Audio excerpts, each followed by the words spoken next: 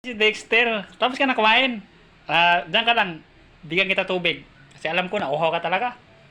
Sige, kuha mo na ako tubig. Yan, painumin ko si Dexter. Mga fans mga idol.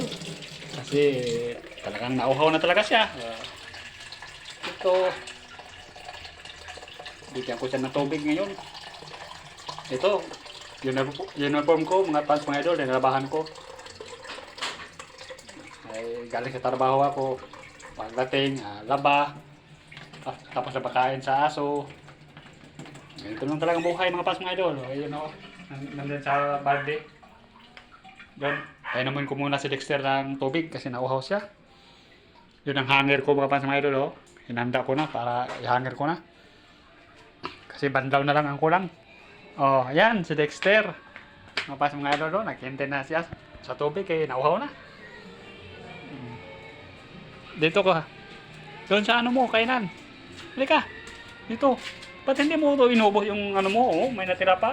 Sa sunod, ubusin mo. Huwag kang magtira talaga. Oo. Diyan. Inom ka na. Oh, hindi mo naabot. Gamitin mo ng paa. Gamitan mo ng paa. Para makainom ka. Inom ka. Yan. Si Dexter. Mabait yan. Oo. Madali siya doon umakyat. Ha. Talaga dito nagmadali umakyat.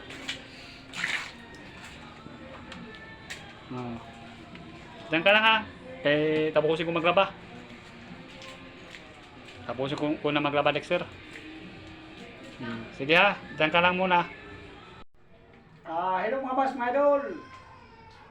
Kararating ko lang dito sa bahay. Galing sa trabaho. Sa Sanop Salamat Resto. Sa Robinson Galleria Mall.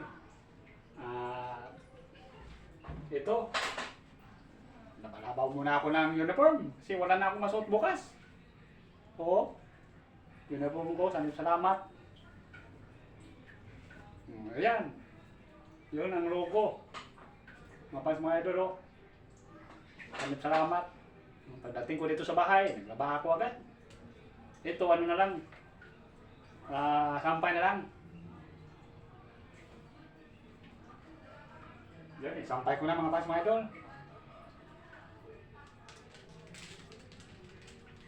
Pagdating ko dito, nabahan ko agad. Babad, tapos babad. Kinusok ko. Tapos, ano agad?